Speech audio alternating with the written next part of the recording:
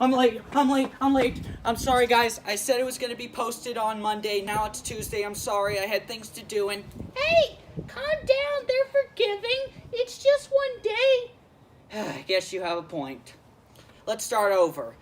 Hey guys, Totally Emerald and Detective Pikachu here. What are we here for? We're here to review One Piece episode 967 titled Devoting His Wish, Rodger's Adventure.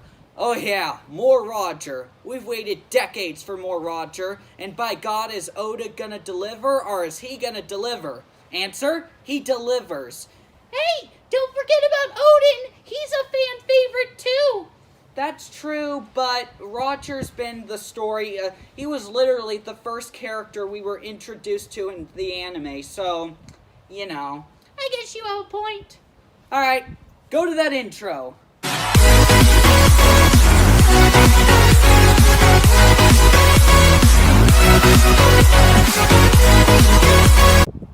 So the episode begins with the Rodger pirates jamming to Bink Sake.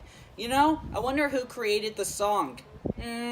Maybe Oda will tell us in an SBS one day. You know, it's basically just 99 bottles of beer on the wall One Piece version. Yeah, actually, I sang that entire song from 99 to 0 once. Wow, you must have been really bored. Well, it was from a drive from the mountains to my house, so didn't have really much to do, and it still wasn't, and it still didn't even account for half of the ride. Wow! We then get this scene of Crocus giving Rodger a needle for his disease and diagnoses him with a year left to live, which Rodger just laughs it off. Man, what a badass. Rodger then reveals they're going in the sky, so they ride the knock-up stream and arrive on the Sky Island. This is their reaction. Yep. Later, Oden, Buggy, and Shanks encounter a blue serpent and make a run for it. Okay, look, Buggy and Shanks, sure, I get it, they're little kids, and I'm not sure Buggy even has his devil fruit at the time. But come on, Oden, you sliced a mountain god in half clean easily, and you've gotten a lot stronger since then. Sure, you could take that serpent down no problem. But whatever, it's a minor gripe. After that, they arrive in Shandora. Oden reads the poneglyph, and it reads, "We are the ones who weave history with the sounding of the great belfry." After they find it, Buggy wonders how they can take it home. Short answer, they can't. At least right now. Oden then reads the poneglyph about Poseidon. Rodger then gets Oden to leave his mark, telling everyone they were here. And, get this, they mention Earth. Wow, I called it! The One Piece world is Earth! Yeah, you were right. There you go. It's decided. The One Piece world is Earth. No more theories. It's set in stone. After that, they set sail back to the Blue Sea, but they come falling down at high speed. But luckily, they're saved by the Skypiea Octo Balloon. Wow, and this is far from the weirdest animal in One Piece. Far from it. We then get a rehash of Buggy and Shanks arguing about which is colder, the North or South Pole. Which, fun fact, Oda reasoned that the South Pole is colder because Antarctic is land, while the Arctic is just a mass of ice. Gotta love that guy. Rodger reveals he took Big Mom's poneglyph by force, and now they have all four. Unfortunately, something is wrong with the ship. Wow, deja vu. So the gang go to Water 7. Wow, even more deja vu. Man, I love this, seeing so many familiar places and faces, like Tom and even a younger Frankie. Speaking of Frankie, the eye catcher of this episode is, one of them, is of pre-time skip Frankie and Luffy. They're celebrating something. I don't know what it is, but it must be cool. The other eye catcher has Tom hanging out with the Rodger pirates with Buggy and Shanks on top of Tom. Wow, kinda like how I do with you, Daddy! Yeah, exactly. And while there, Oden tries befriending a younger Frankie, but he's still against pirates at the time. But rather than get upset about it, Oden just laughs it out. Wow, he's acting more and more like Rodger as the time goes on.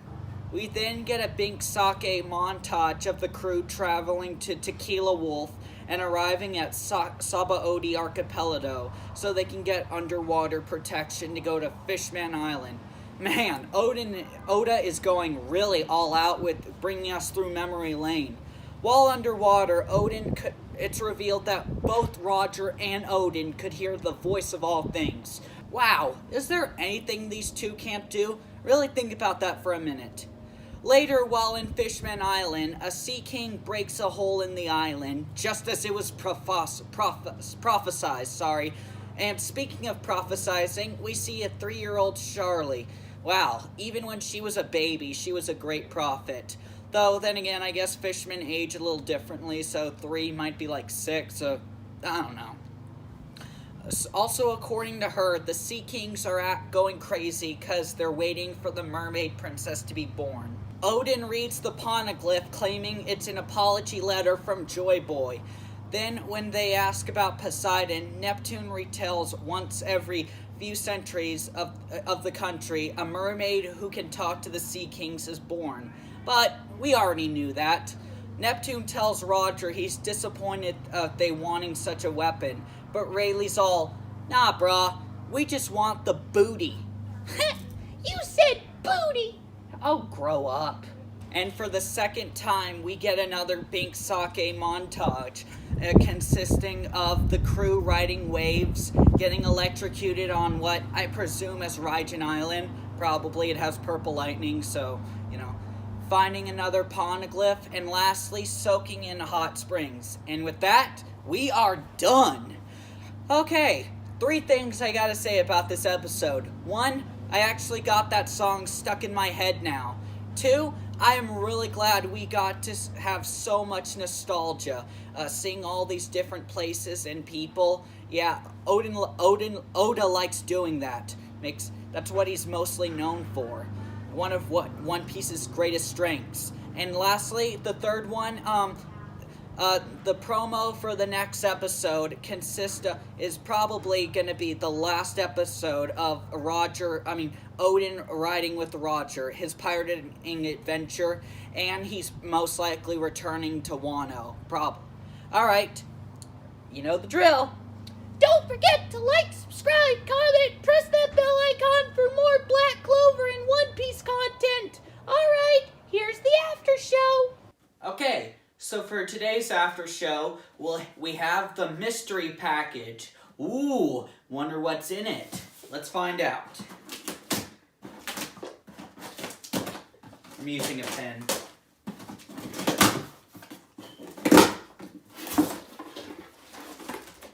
Underwear, baby oil. It's for everyone wondering why I bought that. Well, when you mix baby oil with Camphor tablets, it makes a fat reduction and cream that you can use, and it lowers fat. And a clipboard.